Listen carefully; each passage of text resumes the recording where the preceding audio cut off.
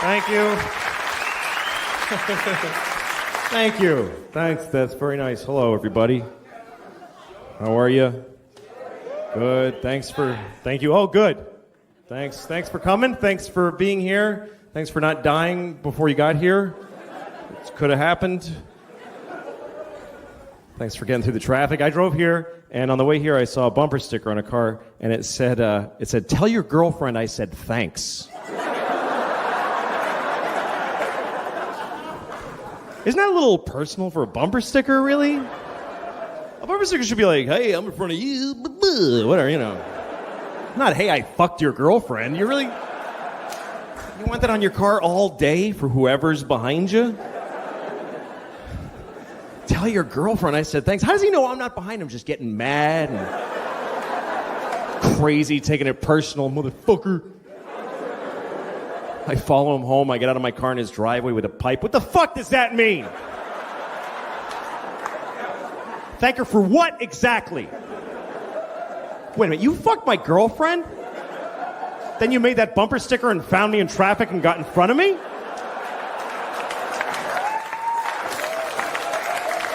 Motherfucker.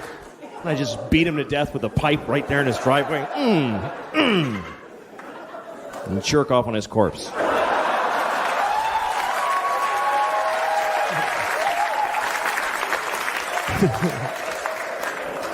Didn't need that part. Didn't need it. Story was totally complete without the jerking off on the corpse. It's too late. I was at a bar the other night. Doesn't matter where because I'm lying. But I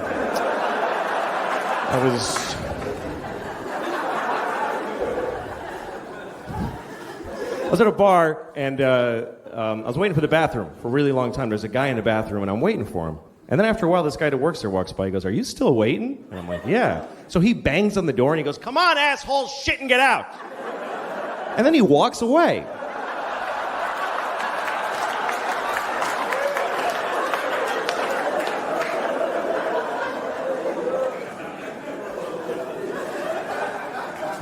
I was in New York. I went to this Polish meat place in New York, and I go to the guy at the counter. I was like, "Hey, can I get a sandwich?" And he's like, "Yes." And he just made me a sandwich.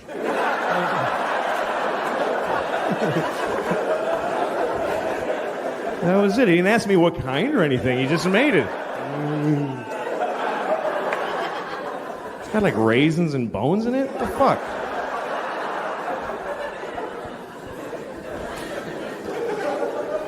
People from other countries eat weird food, man. I was in Chinatown, and you know where the groceries... I know that's not another country, but you know... you know when the grocery stores in Chinatown, they're for the Chinese people to eat their actual food, and I was in one of those, and they had duck vaginas. I swear to God. A huge barrel of fucking duck vaginas with a scoop stuck in it.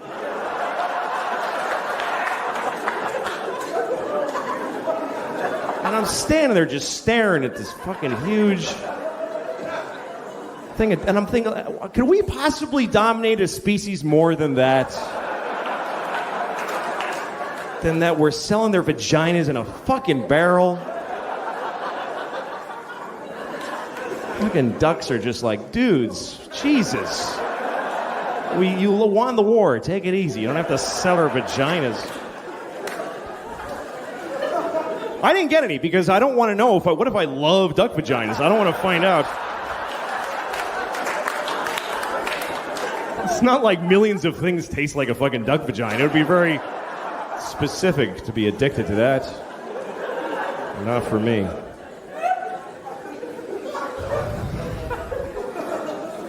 I have this friend, he has a phone that can IM, he can instant message, and so now I really want him to die because I'm sick of getting these fucking messages from him on his phone. I'm in a shoe store. That's the whole message. We're not secret agents. I don't need to know where you are. So I get this message from him. He says, "I'm on an airplane in Seattle." So I wrote back and I said, "Well, I hope your plane crashes."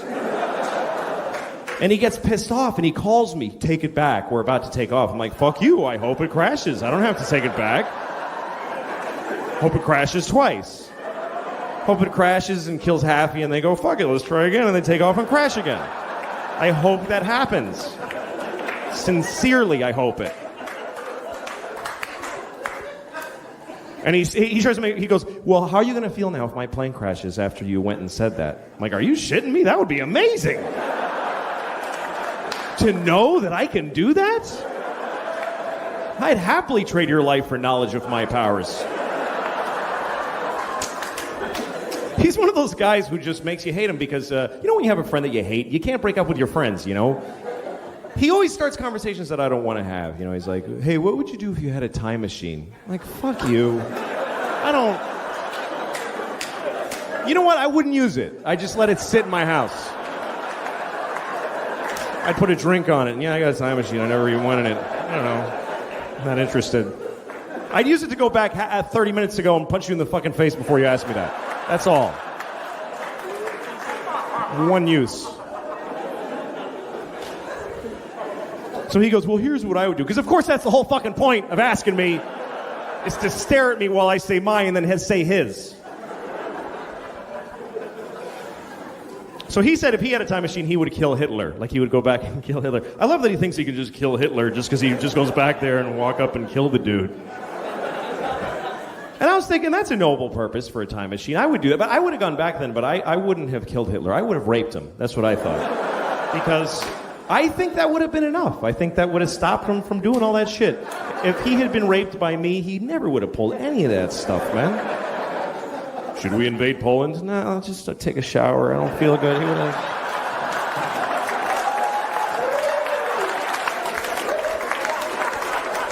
Low self-esteem and, you know... I'm not condoning rape, obviously. You should never rape anyone.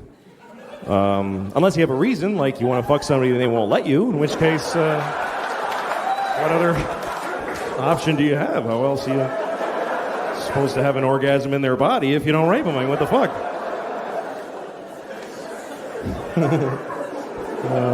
Okay, that's fucked up. So... Here's a weird thing that happened to me. I have this T-shirt and it says "Awesome Possum" on it, and it's got a picture of a possum. I know it's stupid, but a friend of mine gave it to me. And fuck you, I bought it. I thought it was cool. But I'd never seen anybody with the same shirt before, with the Awesome Possum shirt. And I was in this coffee place in L.A. You know, like a coffee, not like Starbucks, like an indie coffee place where all the cool people go and they're like,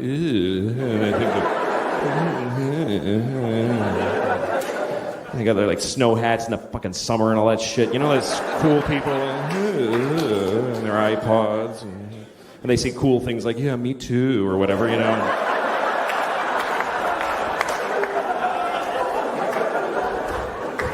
And I just stand in the doorway and fucking hate them. I don't know why I go to the place. I think it's because I hate them. I just hate, there's a certain part of the culture I just hate. Because I grew up in Boston, and in Boston, people just beat the shit out of each other. For no reason. They just beat the shit out of each other. But I kind of think you need that, you know, to keep quality control. Because in places where that doesn't happen, people are just too free and fucking, they're just a bummer, you know? Like, I was once on Venice Beach, and I'm jogging, and there's this guy rollerblading towards me. And he's got rollerblades on and just a thong. Just a fucking thong that's just grabbing his dick and balls and just fighting with it, going, stay in there. And then he's just totally naked otherwise, and he's got this Kenny G hair, and he's just rollerblading like...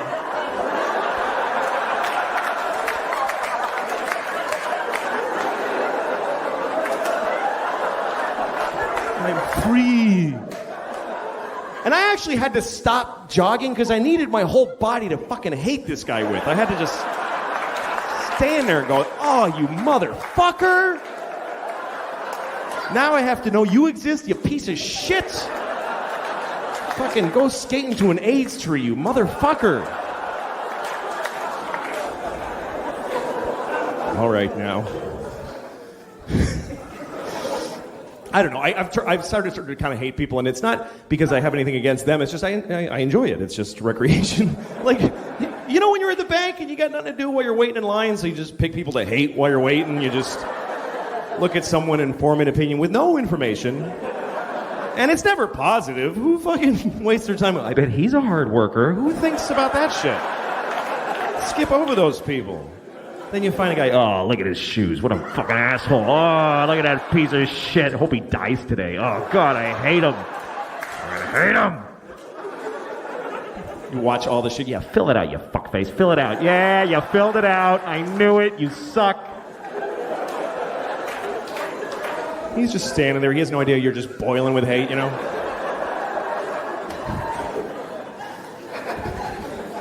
I feel people hating me sometimes, you know? Like, I was at the post office and I'm at the line, you know? It's one of those things where there's a long line and one window open. So everyone's just like, everyone's mad. But when you're in the line, you're in the hate group. You get to be part of the group and you're all looking at each other going, like a silent movie of impatient people, you know?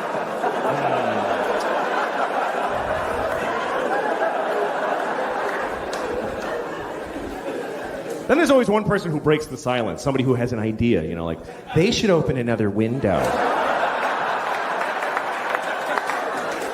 And everybody's like, yeah, I know, I don't even know. They don't even know how to do it. Then there's always an old lady who has a story. I was here on Wednesday, and there was also a line like this. Holy shit, really? Oh my God, you fucking old lady. That's amazing. But anyway, then it's your turn at the window, right? And now everybody's looking at you and you feel the scrutiny of how quickly you're mailing your shit. You start realizing how unimportant your package is and you feel like they can tell. Get out of there. You don't need to mail that right now. And it's like, if you do one little extra thing, like, do you have those stamps that have Jackie Robinson behind you? You're like, Jesus. Fucking dude. They put their shit down heavily like, fuck now, this motherfucker's gonna make me stand here while he buys fucking stamps at the post office? Are you shitting me?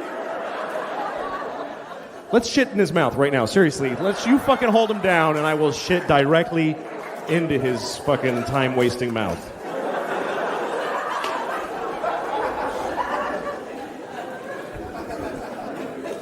But anyway, yeah, so I was in the coffee place with the young people. And I'm standing in the doorway just fantasizing about walking around just hitting their cups to the floor like this, you know. Fucking bagel and coffee and bagel. And I see this guy, he's like 20 years old, and he has the awesome possum shirt, just like mine. So I went like this, I went like, hey, nice shirt. And he went, and he walked away like I'm a piece of shit. And I stood there and I was so mad. I just thought, fuck him, man. We have the same shirt. It's an unusual shirt. It's perfectly appropriate to fucking do this shit. Why does he have to make me feel like an old fag just because I want to make a connection with another human being? Is his generation just too cool and ironic? Ew, that's lame. The older guy wanted to... fucking young cunt. I hope he dies. Like, that's how mad I was. And as I'm standing there, like, in that anger, I look down and I realize I'm not wearing the shirt. I don't have the...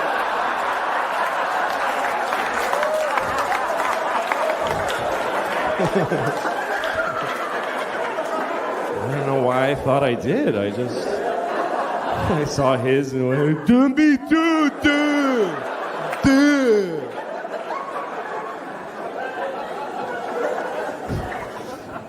Hey, this is interesting. The other day, a guy told me to suck a bag of dicks. That was interesting. I never heard that before. Total stranger told me to suck a bag of dicks. A whole bag of them. He was angry. He didn't just, suck a bag of dicks like a greeting. Oh, suck a bag of dicks to you too, sir. Thank you very much. Yes. It's a lovely day for sucking several bags of dicks.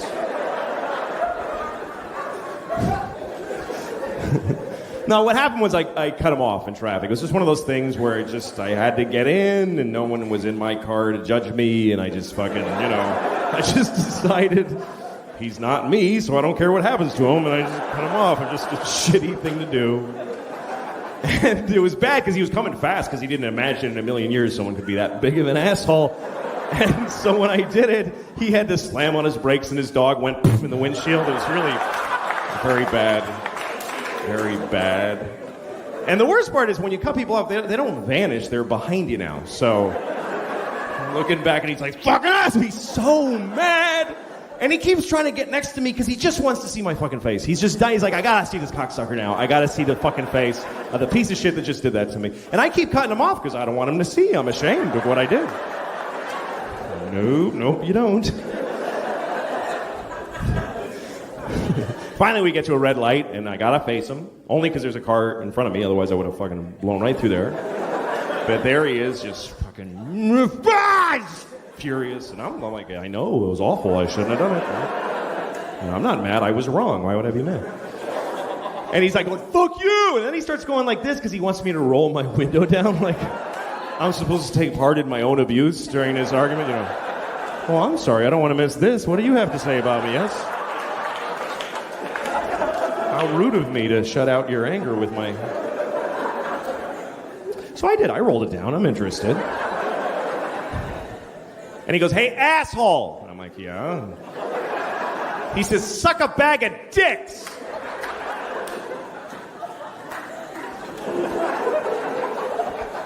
And then he drove away. And I was kind of sad that he drove away because I had a lot of questions. But that concept of sucking a bag of dicks, it's just weird. Like, first of all, when you picture a bag of dicks, what do you see when you picture a bag of dicks? Is it like a plastic bag and they're all mushed in together like chicken parts and with a date written on it with Sharpie, keep it in the freezer? Or is it like a paper bag and they're sticking out like baguettes, kind of like you went shopping? Bringing home a bag of dicks for the kids? There you go, Susie, take a blue one, you know, like a little... I don't know, they were hanging in a window somewhere, give me two of those.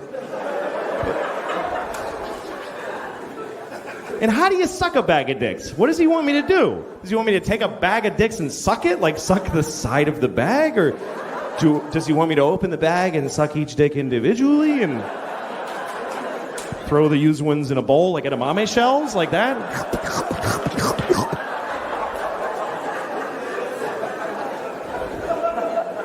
Do I have to make them all come? You know, like how...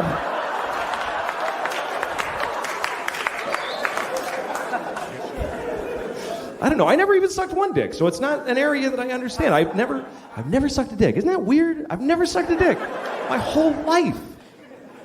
That's weird to me. It is. It's weird. Because almost everybody has sucked a dick. When you think about it, most people on Earth suck dicks. It's true. Because 51% of the population are women, and they suck dicks. Then there's all the gay guys that suck dicks. Then there's all the straight guys who have been forced to suck a dick under various circumstances. So there's only like 1,000 of us out there who never blew anyone. Just a bunch of selfish assholes that are fucking getting blown and not blown back, you know? It's like that's what people do. We all fucking suck dicks, and I haven't done it. And I don't have like a big reason not to either. I don't have a policy against sucking a dick. It's not something I'm against doing. I just have never seen a dick I wanted to suck. That's really what it comes down to. I've never seen a penis that inspired me to suck it. Every dick I've ever seen has bummed me out. I hate them. I hate them. They ruin my day when I see them, but that's just so far. I mean, how the fuck do I know? There might be this guy right here might have a beautiful dick. This guy, if I saw his dick, I might go, oh, fuck, that shit's going in my mouth right now. And I just fucking... And I'd have to blow him. Fucking hold him down and blow him. That's the kind of... I would, like, rape blow people. That's what I would, like, hold a guy down and blow him to spite him. That's the kind of shit I would do. Just to, you know... I'm just saying I'm not prejudiced. I haven't seen that many. There's billions, literally billions of dicks in the world, and I've seen like 40 at the most, so how the fuck would I know? What, is that too many? Yeah, that's too many, right? 40, Jesus Christ. I'm only 39, that's a dick a year plus another one. Why am I saying 40? That's a lot. That's like 2 bags of dicks right there, at least 40 dicks. All right.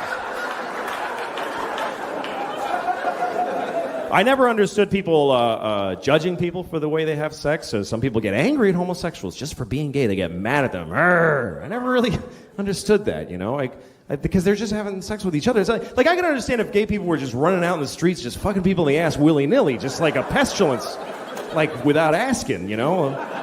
Like you're at the ATM. Hey, what the fuck? Jesus. God damn it. Some faggot just fucked me right in the ass. Seriously. Fucking right through my pants. He fucking ruined my new pants. It's fucking bullshit. Another one. God damn it. I gotta get the fuck home. This is ridiculous.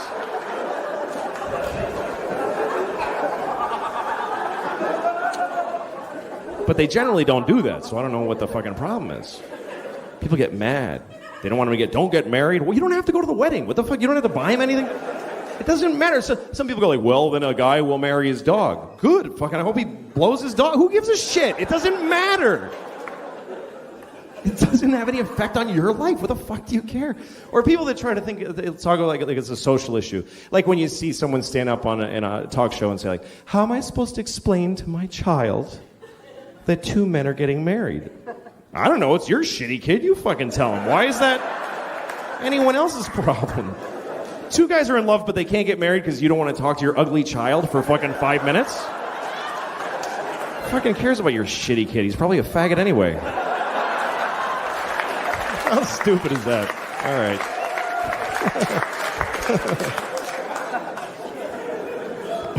right. Stupid. I don't know. The only thing that bums me out though is that you're not supposed to laugh at gay people when they're funny, because sometimes they just are. They're funny. Like I lived in New York for a lot of my life, and in my neighborhood everybody was gay, and it you know, some guys are just a guy walking down the street, but some gay guys are a guy in little shorts and a half shirt and, you know, combat boots spray painted green and a whistle, and he's standing on the corner going, hello, it's fucking hot outside. That's not a stereotype. Those guys fucking exist by the thousands.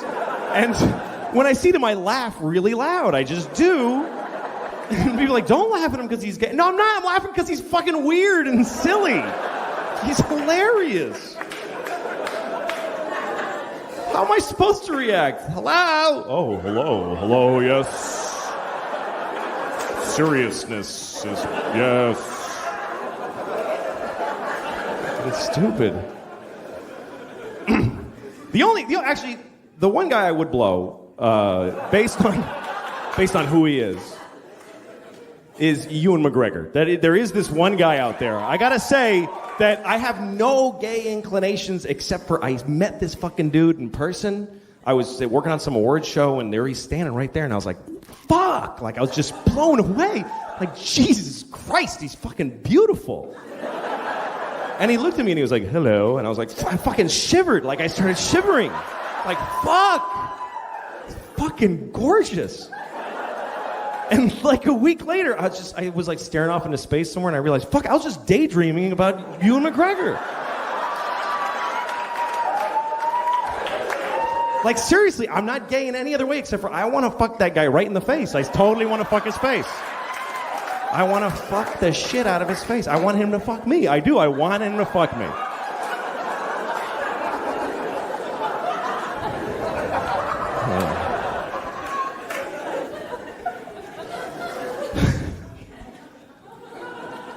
I don't really have a shot with him, I think, because I just don't rate movie stars. I'm not really fucking fat. It's ridiculous. Like, I have this problem now. My pants I can't keep them they won't stay up. Because here's what happens. Okay, you get fat, and some of you skinny people I don't give a shit about you. You won't get this. I hate skinny people because they don't empathize with fat guy problems. They just don't.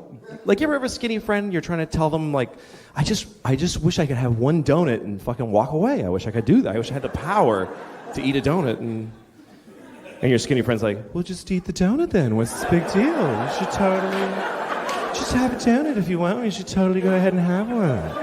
Just enjoy yourself and have the donut if you like that. Fuck you. You don't get it. It's a whole spiral that begins with a donut. Later I'm killing hookers. I don't even remember what happened.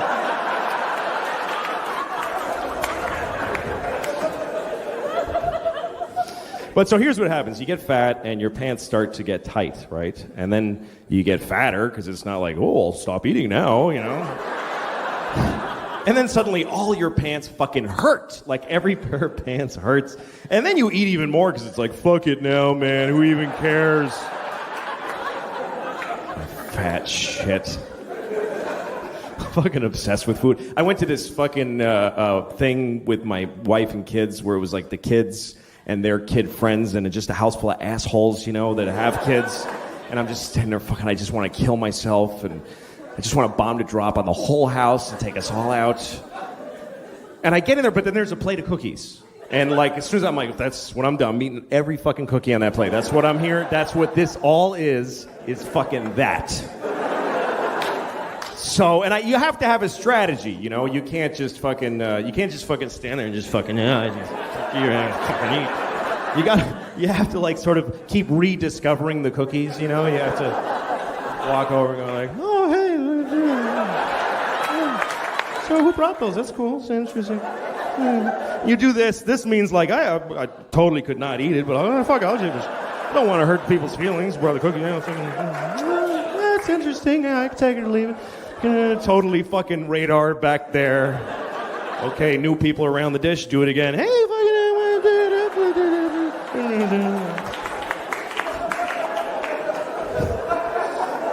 if people start noticing, you have to say something like, these are crazy. Like, I don't know what it is about them. Yeah, it's the fucking cookies. It's not you're a piece of shit that can't stop eating anything. But, so here's what happens, though. You get fat enough, though, what happens is your belly starts to push out like this, and then it pushes your pants down to your pelvis because they won't hang in the normal place anymore. And then down there, they feel loose, and you start going, hey, losing weight, all right, I'm coming down. My pants are getting loose, I am getting thinner. I ate my way through to the other side, I did.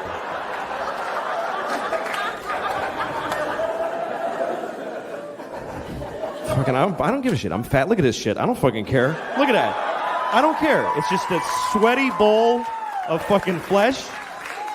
I don't care. Look how fucked up this is, too. It goes right in. Like, it goes at a right angle. It hits my pelvis. It doesn't, like, slope back down. It fucking goes in and then back up. It's fucked up. Like, when I'm in the shower and I'm scrubbing like this, when I get down there, I gotta turn in like this. I gotta actually make a turn. I gotta fucking cut in, or the crevice gets fucking filthy. It's ridiculous. It is. It's like a theater seat. There's like fucking receipts and shit and popcorn and fucking kids' toys and fuck, what the hell? My body's just falling apart, man. I got tits now, too. I just got tits. And that is a fucked up day in a man's life. When you look in the mirror and you realize, fuck, I got, because you don't see them coming. They're sort of pouting out a little by little, and then one day they just fucking fall a little, and that's it. You have tits.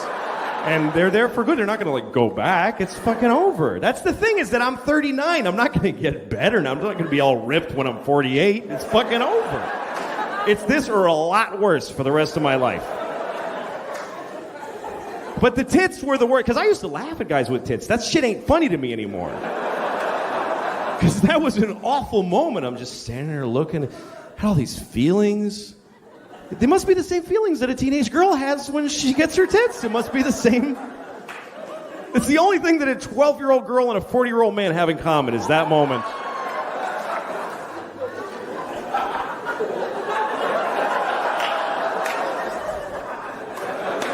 Nothing. To carry my books like this now. I don't know. You know what the thing is? I don't give a shit. I don't care about how I look. I'm bald. I'm fat. I don't give a fuck. I'm married. I got 2 kids. My wife hates me. What am I going to get laid if I lose a few pounds? Who fucking cares? Like I'm going to get mad pussy if I suddenly look better? No.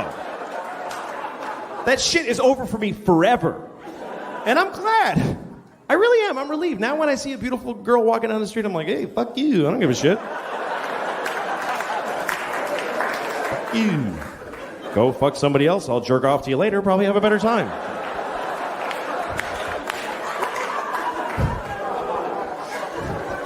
Not like she would have fucked the shit out of me anyway. Not like she would have given me her best. I never really got the best out of a beautiful woman. I had sex with a few beautiful women, and they didn't really rock out on my dick so much. It was more like kind of like, all right, why not? Give it a, she's kind of funny, you know, just sort of a fucking begrudging fuck in a weird situation with a lot of regret afterwards. I've been there, like, I was in Oklahoma City. I slept with this beautiful woman. She was so hot, and she got really drunk, and she fucked me.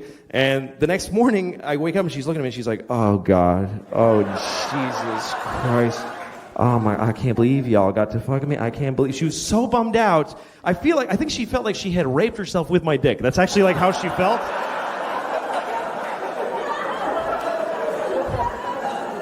That's so weird to realize that you were somebody's bottom. Like you are somebody's place that they got to. That they saw you in their bed and went, oh, fuck, okay. All right, I gotta totally stop all this shit now. Fuck. I gotta go back to school. I gotta fucking reconcile with my dad. I go, fucking shit.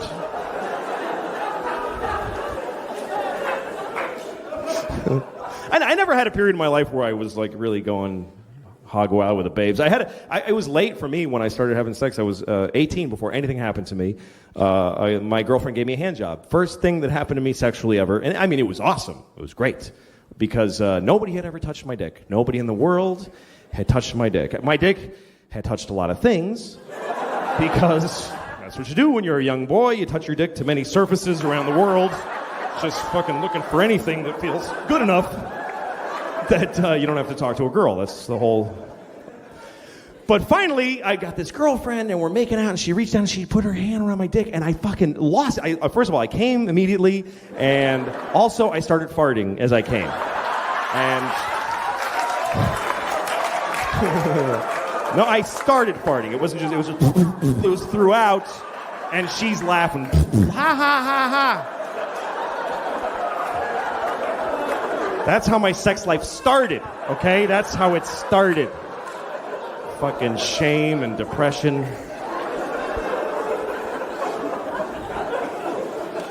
Before that, it was just me masturbating copiously, happily. I loved it. When I discovered masturbation, I was so happy. I loved it. Everybody loves it. Nobody's, oh, this fucking sucks. It's pretty universally liked. But, I remember when I first started, and I thought I was the only one doing it. And then I told my friend Jeff, and he was doing it too. So we started, that's his real name too, it's kind of fucked up that I'm saying his name. But anyway, we were comparing notes about how we masturbated. And I did it, I was 11, so I was going like this, which... I actually did it like this for a long time, because nobody teaches you how to jerk off. So like, even once my dick grew, I kept doing it like this. And then I saw a movie where somebody went like that, and I was like, oh, fuck, the whole hand. That is genius. Awesome.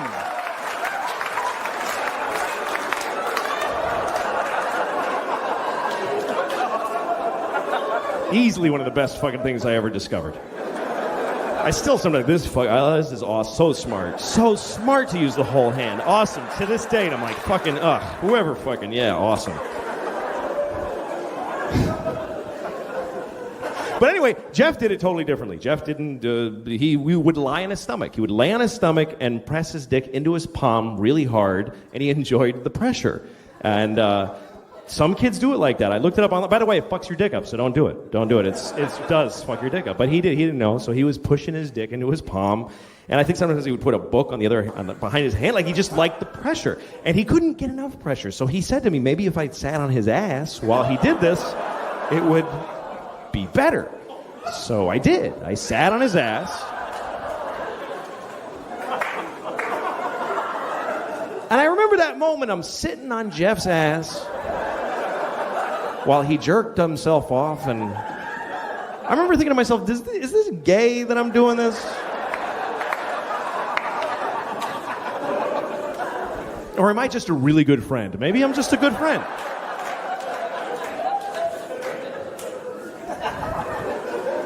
It's weird to think now that I fucking sat on an 11-year-old boy's ass while he masturbated.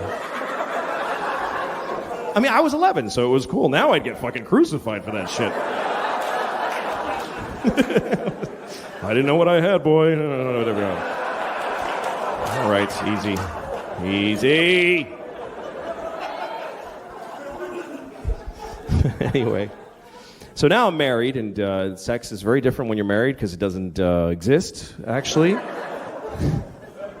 I was talking to a friend of mine about how my wife and I don't really fuck anymore, and he said, well, does she blow you at least?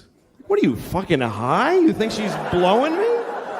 Who wants to blow their husband? Who the fuck would want to? What a bummer to blow your husband. You don't want to blow your husband. You want to blow your date. That's who you want to blow. You want to blow a guy you've been dating and you don't quite know him yet. He comes over and he picks you up. Ooh, that's a new shirt. I never saw that shirt on him. It's very handsome. And you go to dinner. He's like, here, try this. Oh, new things. I like new things. Tells you something funny, makes you laugh. Oh, he shouldn't say that, but it's shouldn't so.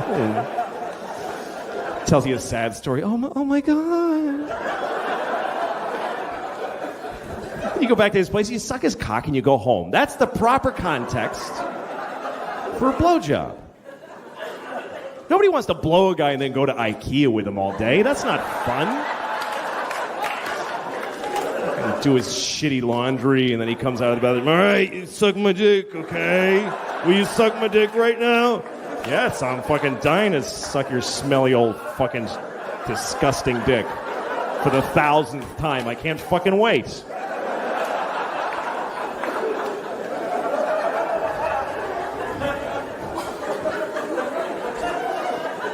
My wife gave me a hand job the other day, and I got to tell you that I think that hand job was probably the saddest thing that ever happened in America. It really was. The saddest fucking thing, that hand job, was so tragic. There should be like a monument to that hand job with a reflecting pool where you just sit and think, God, that was fucking sad. And a little thing where you put rocks on it and think about it, and you know. Here's what happened. I'm going to tell you about this hand job.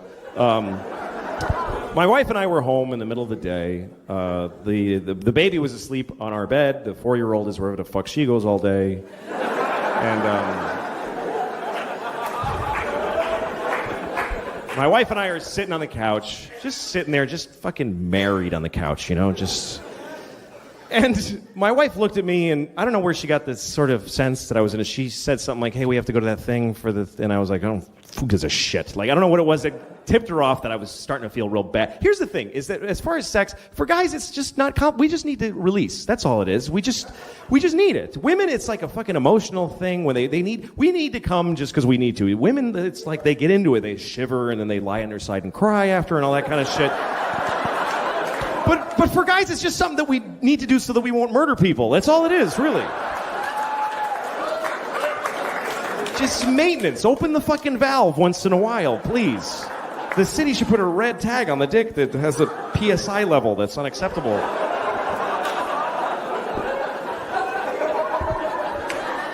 And my wife always waits till it's fucking till it's critical. She lets it go so long until finally we're sitting on the couch and she looks at me and we're like, okay, we're going to all be in the paper tomorrow if I don't fucking do something.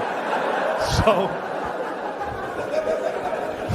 she doesn't want to fuck me. She doesn't want to blow me. So she looks at me and she goes, well, would you like a hand job? And I'm like, yeah, that sounds awesome.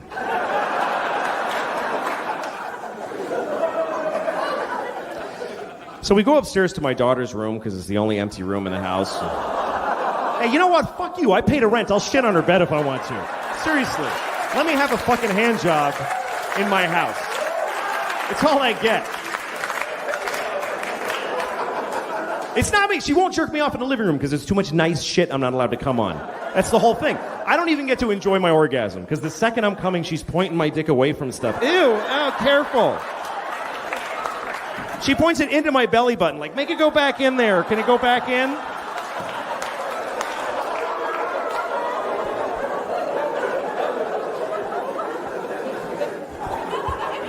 All right, so I'm laying on the floor in my daughter's room, looking up at the mobile of fucking ducks and airplanes. What does a fucking duck need with an airplane? What does a baby give a shit? So I'm laying there on the floor, and my wife is just sitting next to me, just in her bathrobe, just like...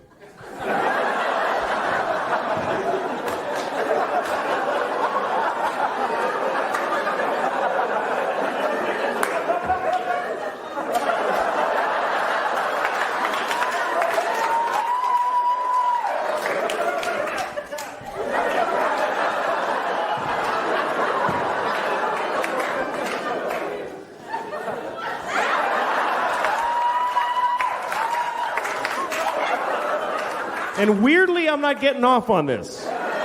The fucking woman grimacing and tugging on my penis dryly while basically reading People magazine at the same time. It's not that I'm not getting off on it. For some, it's taken me a while to come, and she starts getting impatient. She's like, "Come on! Come on!" Like yelling, "Come on," into my dick. Seriously. At one point, I wanted her to lick her palm. I got this idea. Maybe if she licks her palm, there will be some semblance of something going on. And so I had to... You got to approach asking for those things carefully. You can't just go, "Hey, lick your palm," like that, because that'll ruin whatever mood there already isn't. So I go like, "Hey, maybe lick your palm. Lick your palm. Lick your palm." She's like, "What?" "Lick your palm. Lick your palm. Lick your palm." She goes, "What the fuck are you saying to me?" You know what she thought I said? She thought I said, "You look like your mom."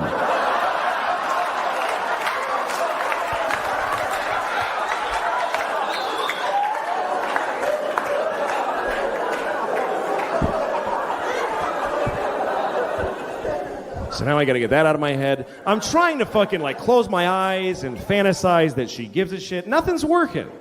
And finally she goes, "Hey, I'm getting really tired." So you know what I did? I finally just took her hand in my hand and I just jerked myself off with her hand. She's like, "Oh, thank you. That's much easier that way." That has to be the lowest form of sex that's even fucking possible. To just be jerking myself off with my tired wife's hand.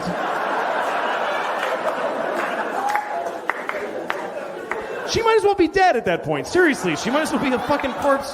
I came home and found her dead, and fuck it, I'm getting one more before I call the police. Just one more. Who's a hurting? I'm not hurting nobody. I'll call 911. She's not getting any deader.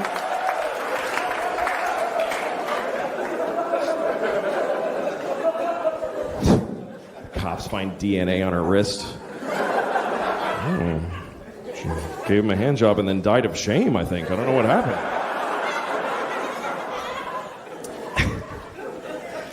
I don't know. It's really the kids that do you in. As a man, we have 2 kids. That's fucking stupid. Don't do that because you just. Mainly what it does to a marriage, it just changes the way that you think about your spouse. Because when you're married, when you first get married, you have a relationship that's so important to you, and you're working on it together. But then you have a kid, and you look at your kid and you go, "Holy shit, this is my child. She has my DNA. She has my name. I would die for her." And you look at your spouse and go, "Who the fuck are you? You're a stranger. Why do I take shit from you?" But it's the kids that make it very hard. We have 2. We have a baby, and I don't really know the baby, to tell you the truth, because she hasn't said anything, so I don't really know her. I like her, she's fine, but I don't know her. How do I know what she's really like? Maybe she fucking hates Jews. I don't know nothing about her. People ask about her all the time. They're like, "Hey, what's your baby like?" She's a fucking baby. What do you want to... You ever seen a baby? That's exactly what my baby's like. But what's going on with your baby? Jesus. She got fired from Target, and she's getting an abortion. It's been a tough year, but otherwise, you know.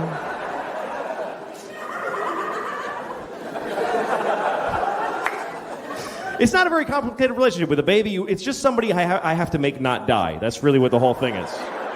And I'm better at it sometimes than others.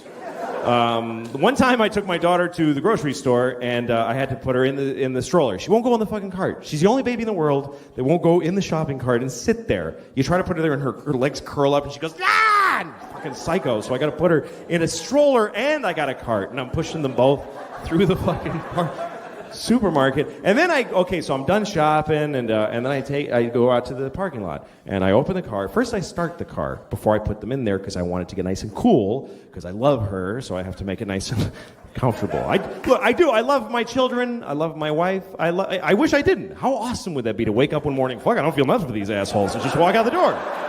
But so far, no such luck. So I start the AC, then I put the groceries in, then I go to get my daughter out of the stroller. I got down there, and I realize that the exhaust pipe is right in her fucking face. It's just fucking... I'm like, fuck! I almost killed my kid in the dumbest fucking way ever.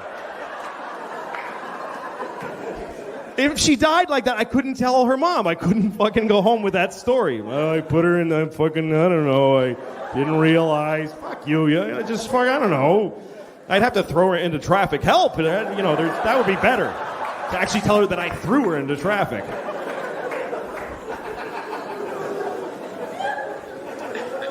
The other kid we have is, she's a girl and she's 4, and she's also a fucking asshole. It's true, man. I'm serious. I say that with no remorse. Fucking asshole. She's a douchebag. She is. Fucking jerk. The other day, I'm like, put your shoes on. We're trying to leave. Put your shoes on, please. Put your shoes on. Put your shoes on. How many times can you say that to somebody before you just want to kick them right in the fucking face? Seriously, if you're with a group of people that are trying to go somewhere and you can't go because a member of your party just refuses to put their shoes on, that person is a fucking asshole, okay?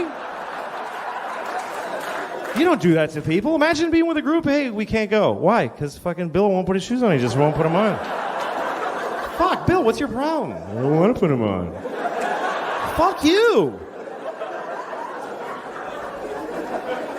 Fucking kids suck. Seriously. The other day, I walk in the kitchen. She's talking to my wife. She says, Mama, I saw a doggy today. And I was like, really? Where did you see a doggy? And she's like, I'm telling Mama, not you. I'm like, hey, fuck you. I'm just asking to be nice anyway. What, you think I actually give a shit about the dog you saw? Like that was going to be an awesome story that you saw a fucking dog. Who gives a shit? I got better stories than you. I have an interesting life. I'm on fucking television. I won an Emmy. You don't ask me what fucking happened to me today, you little bitch.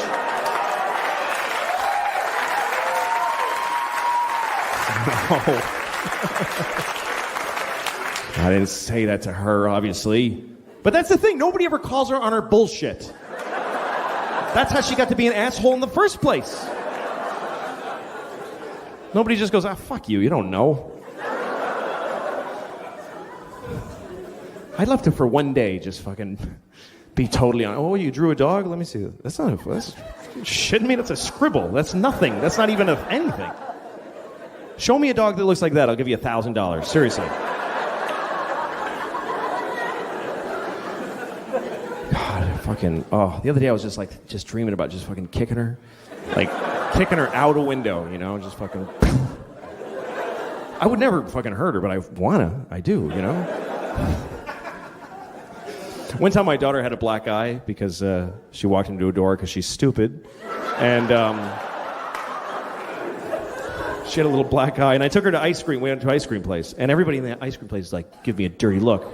And I realized they think I hit her. And she has a black eye now. That's why I'm taking her to ice cream. That's what they think. And I was so insulted. I want to say, hey, fuck all of you, okay? She's this big. You think if I hit her, she'd have a black eye? She'd be fucking decimated. There'd be nothing there. Look at this shit. I would ruin her head with one punch, easily. She has no defensive skills. She fucking sucks. She'd be like just smiling at me and there'd be just fucking... just a dent there like a fucking bomb went off.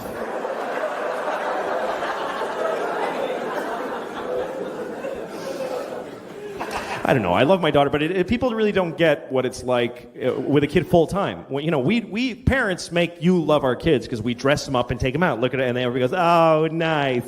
But you don't know what she's like when she comes home. The dress comes off. She fucking rubs her ass in mud. She's fucking gross. She won't fucking take a bath. Like, you can't, once you have a baby, you can't force the kid. Fuck her. Let her sleep in her clothes. I'm not dealing with it tonight. Her hair gets clumpy. She stinks. Sometimes it's like fucking, just fucking rancid, stinky fucking kid. She fucking, in front of people, she like scratches her asshole in front of people. Like fucking deep asshole scratching in the fucking panties. And then she smells her finger. That's the kind of person I'm talking about. She's disgusting.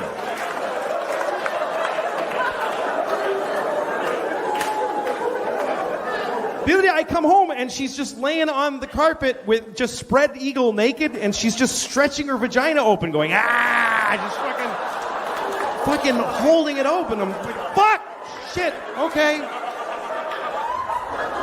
Wow. That's, wow. Don't react. I can't go, ah! I can't do that. That'll fuck her up. Just go, hello, hi, how are you? Hi, how's school? Okay.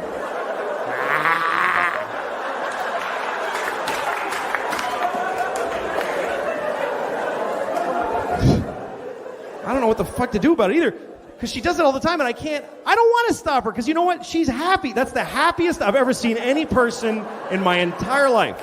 That's a fucking human being at their happiest, just, that's what we all wish we could do. We should all be doing that, but we gotta fucking stop it though because she'll be fucking homeless if she doesn't cut this shit.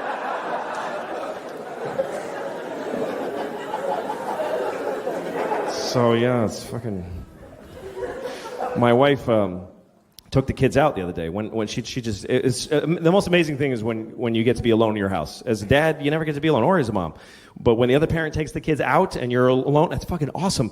And I think I'm getting older because the way I use that time has totally changed. I used to have, Jerkfest 2006. Are you shitting me? Jerking off in my own house, alone in my own bed, taking my time, go through my wife's shit for pictures of her friends I want to fuck, everything. It was awesome.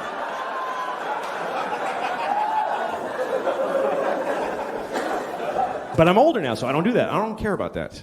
Now, when everybody leaves, you know what I do? I just shit for hours. I take a big, long, beautifully private shit with nobody fucking with me. That's my dream in life, is to take a shit without people fucking with me. Because when you have kids, first of all, the other parent starts banging on the door. Get out of there! Help me! Or my 4-year-old walks in while I'm shitting. She just fucking walks in the room and does a little dance.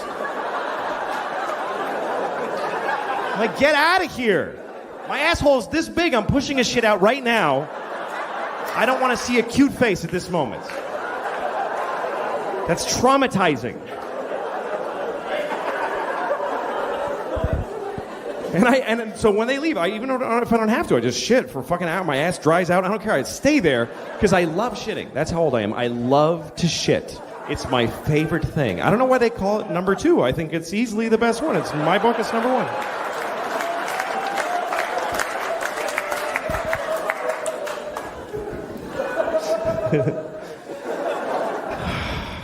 But no, it's hard.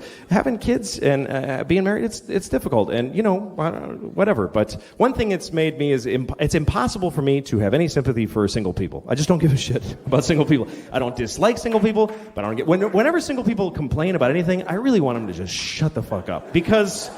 First of all, if you're single, your life has no consequence on the earth. Even if you're helping people aggressively, which you're fucking not, nobody gives a shit what happens to you. You can die and it actually doesn't matter. It doesn't. Your mother will cry, whatever, but otherwise nobody gives a shit. I can't die. I got 2 kids and my wife doesn't fucking work, so I don't get to die. I can't die. I love her, but she's a painter. Great. Paint $1, take some pressure off, please.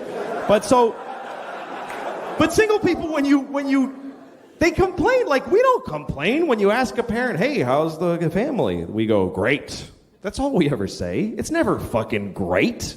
But we say great because we're not going to tell you, well, my wife assassinated my sexual identity and my children are eating my dreams. We don't fucking bother you with that.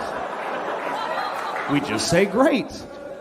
But if you ask a single person, how's it going? They're like, well, my apartment doesn't get enough southern light, and the carpeting is getting a little moldy. You know what you should do? Burn it down and kill yourself, because nobody fucking cares. My girlfriend doesn't like the same music as me, and she acts bored at parties. We fucking call her and say, fuck you, and hang up, and leave her. You can end that shit with a phone call. I need a fucking gun and a plane ticket and bleach and shit. I need a whole bunch of... Thank you guys very much. You've been really great. Good night. Thank you.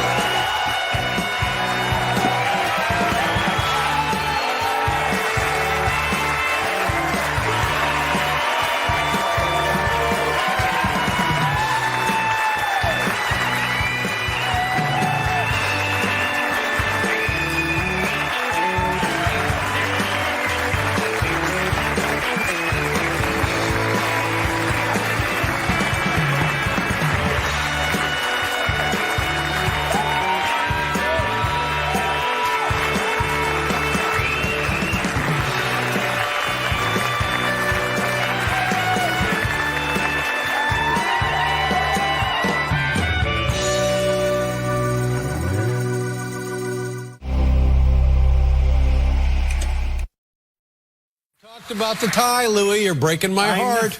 Remember the first time you didn't have the tie, and I said, "What wanted you to dress up?" That's the next time you dressed up, I was delighted. You were really happy. Yeah, I know it means a lot to you. I know it's important to you. If you had a show and you were nice enough to invite me, I'd have the tie. I know you would, but if you didn't, I wouldn't care. It wouldn't hurt my feelings, but I understand how you feel about it. Listen, the thing, I got the jacket though. I think a jacket and T-shirt is a decent mid-ground. I know. I felt like a jerk with a tie. It's not me. Really? I feel like a defendant. Well, no, it's the ties. you feel. Well, the tie is not me either, but it's what I got. Well, yeah. Now listen, this has happened to me twice now. I went to see the movie Blue Jasmine, and I'm enjoying the film. And Kate Blanchett, she's good. God, it was lovely. Very good at acting. And I'm really enjoying the film. And then I see Andrew Dice Clay, and I say to myself, honest to God, Andrew Dice Clay. Yeah, wow. Yeah. And then I see you in the movie. Yeah. And I think, who knew these guys were so good? Andrew Dice Clay as a serious actor, and you as a serious actor. Oh, thank you. In a Woody Allen film. All right. And then you came on the show. That's right. And we talked about it, and you had your tie on, and everything was fine. And now I go to see American Hustle. Yeah. Nobody tells me you're an American Hustle. No, it's a secret. So the movie is going along and along, and I'm enjoying it. And Jennifer Lawrence and the big stars who are in the thing. And then there's Louis C.K. again.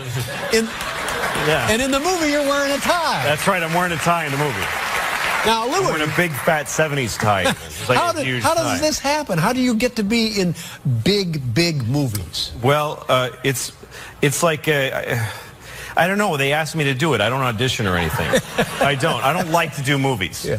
And, what do you mean you don't like to do it? Well, I don't like auditioning. I don't like trying to get that kind of work. Right. And I used to audition, and I never got any parts. And the first movie I got, well, somebody offered me a movie part. They asked me to audition, and I said, okay, and I didn't show up because I hate doing it. So then they're insulted. Good move. Yeah, right? Yeah. Just don't show up. Don't show up. And they go, well, we made another appointment for you, and I didn't show up to that either. And then they sent me the script and said, put yourself on film in your house and send it to us. And I said, yes, and I didn't do it. Didn't do that. And then they called me and said, you got the part. So. That's crazy. What was the film? It was called Welcome Home, Roscoe Jenkins. It starred Martin Lawrence, and I had a huge part that is gone because I was so bad. I was terrible. I couldn't remember my lines. I couldn't talk. But in the two movies that I've seen you in, you're great. Thank so you. What happened since then that made you so comfortable I don't know what happened. I don't know. I don't know why I was so bad in that movie. The director at one point, he said, his name was, it was Spike Lee's cousin, Malcolm. He said to me, the things you say are very important because if you don't say them right, nobody understands what's happening in the movie. Like, he had to say that to me. Yeah. And I was like, oh, yeah, but I still couldn't do it. Now, and I'm told in this movie American Hustle that there's a bit of dialogue that you, in fact, brought to the film, brought to the set. It was your idea. Do you know what I'm talking about? I'm not sure. The story about going fishing? Oh, yeah, the fishing. Well, he wanted me to tell a story about ice fishing. That was his. He said, tell a story about ice fishing. Who's he, the director? Yeah. He. The Lord told me. It came to me in a dream. Tell a story about ice fishing throughout the movie. The director asked me to tell a story about ice fishing, and that's all he told me. And so I tried to come up with it. And the more we filmed the movie, the more I hatched about this ice fishing story. Well, it's a very effective device, and it's interesting. You would think that the director and the screenwriter would have come up with something. They don't have to burden you as an actor, but it worked out just great. Yeah, he thought of it right on the spot. He was like, something about ice fishing. Okay, so I tried. Yeah. Now, so I'm not surprised again. Are you in more big movies? No, I'm not. I don't really. I'm trying to reach a certain level of fame. I'm not trying to get as famous as possible. I'm trying to reach kind of a sweet spot. Well, you've come to the right place. I just, when you start growing in fame, it's because more and more people like you. And only people that like you are aware of you. But then when you start getting your face on buses and stuff, now people that hate you know who you are. And the hate quotient starts to grow a lot. So that's what I'm trying to be aware of. Is it maybe a problem with self-esteem? No, it's just that everybody hates somebody sometimes. I mean, everybody is hate. If you're known by millions of people, some of them are going to hate you. There's no way. Let me just wrap this segment up by saying... I'm sorry, I should have stopped. No, you're fine. 20 minutes ago. Dress for the job you want, not for the job you have. Okay. We'll be right back with Louis C.K., ladies and gentlemen.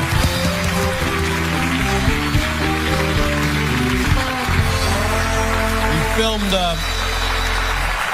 the last episode of your show in, was it Shanghai, is that right? Beijing, China. That's right. Ooh. Now, what was the point of that, and what was it like? That sounds like, oh my God, it's got to be hard to do that. It was hard to go to China. Yeah. It's really far away.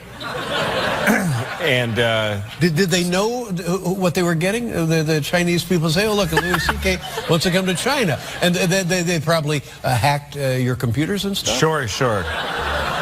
Yeah, we had to go through a long, arduous process. We started early in the year of trying to get the rights to go. We had to talk to their cultural. I didn't do any of this. The people that worked for me did all this. Now, the United States is comfortable with you doing a show in China? Well, yeah. I mean, a lot of movies are produced there and stuff. And I mean, it's tricky because I did a stand-up show over there. While I was there, some people were like, "Hey, do a show." And I did a show in this old Peking theater, this very, very ancient theater, and. I was like, do I have to worry about what I say, you know? And they're like, have fun, you know? Yeah, they're such fun-loving Yeah, they just, you know, all they want is fun over there. They just have a great time. That's all they do over there is have a great time. I didn't realize you spoke Chinese. I don't speak any Chinese. That's what I thought. Now, what about the people in the theater? Well, a lot of them spoke, enough of them spoke English that, you know, they understood enough to be really offended by what I said. So, they got really mad. Yeah, they got really upset. No, were they upset? They did. I mean, somebody got upset. The sense I get is that the government doesn't really do anything anymore, but everybody's really scared. So if you do anything weird, everybody's like, stop it. So, you know, we were told like somebody might disappear if you use that joke on the show. You know, they use words like that, you know. Wow. I'd rather you didn't use that on your show because I might disappear. Things like that. I don't want to say too much because maybe the guy will still disappear. I don't know. Yeah. It's weird. What is the city like? Is it westernized? Is it like a huge New York? Very. It's more like a giant Dayton, Ohio. It is. It's a huge Dayton, Ohio. Smoky. You can't breathe because of the pollution. Sure. You just can't breathe. Yeah. It's brutal. But it was cool. I mean, I never thought I'd go to China, you know. And would you go back? The people I met, I really loved. No. But I'd like to go to another part of China because I love Chinese culture. And you visited, you were invited to someone's home. Yeah, we went. I wanted to shoot a scene where I'm up in the mountains in some old lady's house and she's feeding me. So we just drove up this windy road and we found this little tiny old woman. And we're like, can we film here? She's just like, come in, and just started giving me food. And so we just filmed me being fed by this woman. So that was a singular experience. Wow. So was this random? You just dropped by the house and she said, of course, please come in? Kinda, yeah. Kinda, that's how it works. Government agent, probably. It's probably a government agent. Probably. I don't know anything about it. I don't know. And so that was must have been very, very exciting to be in Shanghai. Yeah. And then I'm sorry, Beijing. Yeah, sorry. Really doesn't matter. This other thing I find fairly courageous. You produced, directed, wrote a movie in the late 90s, 98, something like that? And this was like a first outing as a director? First time I directed, yeah. And you look at it now, and what do you think of it as you look at it now? Well, it's very weird. It's a really strange. It's a black and white movie, and it just makes very little sense, but I think it's funny. And at the time... I thought it was this really intelligent and important movie. Right. And you took it to festivals and stuff? So went to Sundance. Yeah. There was 15 people at the screening. And 2 when it was over. Literally, it was a disaster. Yeah. Nobody wanted to see it. I was heartbroken. I was 28 years old, and I thought, this is my movie. Right. It's funny, you know, because when I look back at old versions of myself, I go, what an idiot. You know? Any version of me 20 years ago or 10 years ago, I'm like, that. I was a moron. But then I thought I was great. Right. You know, so now I think I'm great. I'm glad to hear you say that because I go through the same thing, and I wonder if it's common to the human experience. If I can't sleep at night, I will start remembering stupid things I have done when I was younger. And oh my God, it gets to be a little frightening. Does it lull you to sleep? Is that why you do it? Well, that's the objective. Yeah, but then you wake up thinking, okay, I don't want to. I'm trying to be a better person as we go forward. I think as long as you think that your past was bad, you must be improving. That's what I think. Right? Yeah, I think. Yeah, that's probably the way it works. So nobody wanted to distribute your movie. Nobody cared about it or wanted to see it. How much did it cost you to make this movie? About $180,000. Out of your own pocket? Out of my own pocket. I had written for you, and I saved some of that money. All the money I that's where that money went. That's where it went. Do you ever see Eraserhead? Sure, yeah. Love David's work, yeah. Well, anyway, it reminded me a little of Eraserhead. Oh, yeah, a little bit, right? So we're going to show, and now you can buy this movie. Yeah, so it's been sitting literally under my bed for 15 years. No one's seen it. Steve Carell is in it. Amy Poehler's in it for a second. J.B. Smoove, who's in this clip, and he's very funny. A lot of really great actors, and it just sat there. And now I have my story? Well, it's about a guy who runs a photo store, which is already something that doesn't exist anymore. Yeah. And he's very persnickety. He doesn't like people touching his stuff. He likes things in order. He also goes home and he sits in a bowl of ice cream naked at night because that relaxes him. And then there's this old lady who's very unhappy and her husband's mean to her, but he gets eaten by a pack of wild dogs. So now the important thing for is it $5? $5. $5. You can go to louisck.net. louisck.net. Beginning Wednesday. Is it com or net? Either one works. Either one works? Yeah, I got them both. Oh, you have both parked at the same site.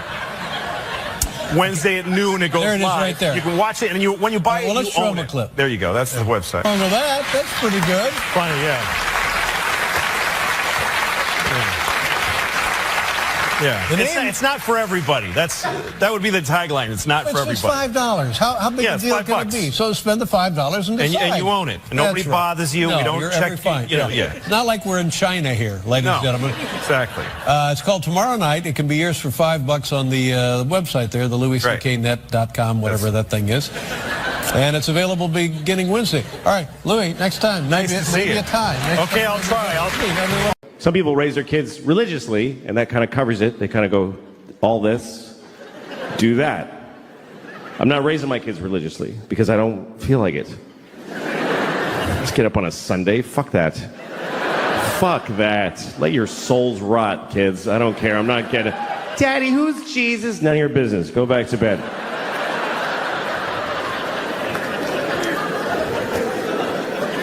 But my kids, they're living in the world, and there's a lot of religion in the world, so you do have to teach your kids, if you're not raising them religiously, you do have to teach them about religion, I always tell my kids the same thing. I tell them that there are many religions in the world, and they're all equal, but the Christians are the main one. That's what I tell them. The Christians won. They're the winners, so act accordingly. Congratulate Christians when you meet them. Because they won the world. And it's true. It's true. We love to tell ourselves, like, every religion is exactly... No, they're not. The Christians won everything a long time ago. If you don't believe me, let me ask you a question. What year is it? I mean, come on. What year is it? According to the entire human race. And why? What year is it? Anybody, sir, just yell out the year. Thank you. 2016. No, it's 20. That's right. It's 2017. What is that? That's a number. It's not just any number. It must be a very important number because we're counting to it in unison as a species. For thousands of years, we've been going 1, 2, 3. Come on, everybody. 4. And now, come on, Africa. 5, 6. What is this number? We're counting the days since what? Since there was ever people, or since the sun did a something? Not at all. It's been 2017 years since what? Anybody, yell it out. Yes, Christ! Christ! That's right. It's been 2017 years since Christ Jesus. We are counting the days since Jesus together. Which makes sense if you're Christian, but what the fuck are the rest of us doing? Jesus was here, Jesus was here, Jesus was here. Everybody, scientists, historians, Jesus, Jesus. Jesus plus 2, Jesus plus 3, Jesus plus 4. Jesus plus 2017 years, 4 months, and 3 days is when your license expires.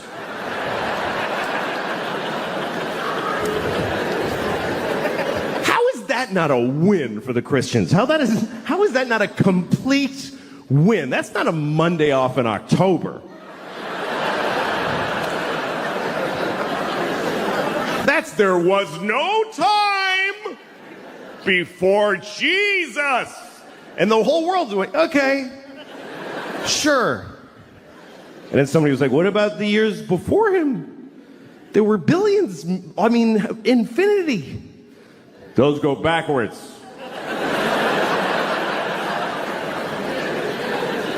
You want us to measure most of history backwards? To accommodate one religion? Uh-huh. All right, we'll do it. It's fine. We'll do it. The whole world. You ever watch New Year's Eve around the world?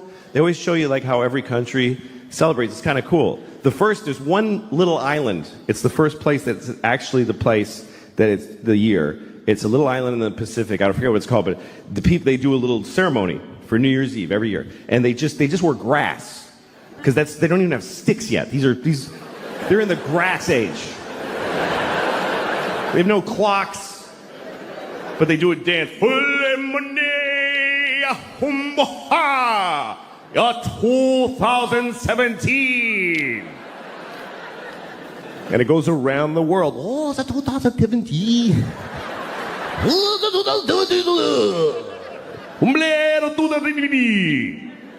Death to all Christians in 2017.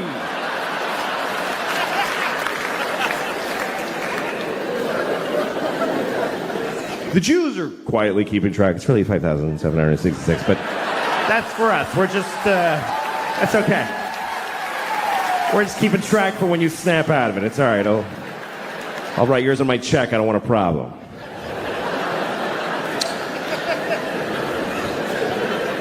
What about Chinese New Year?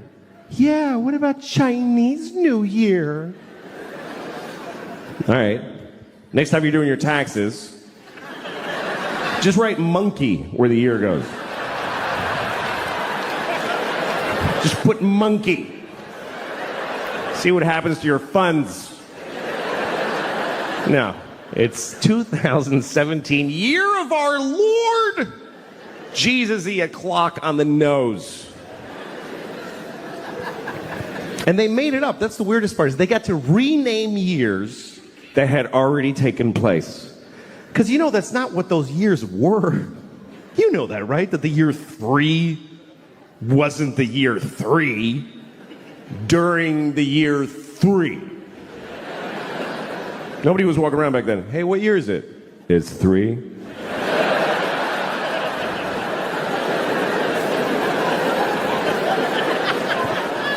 Yeah, but I'm 28. How can I be 28? There's only been 3. Well, see, you were born in BC 24, and there's a 0. Remember it went backwards? Oh, shit, that was stressful. I hated those years. What was that like? What year is it? 10. What year is it now? 9. What the fuck is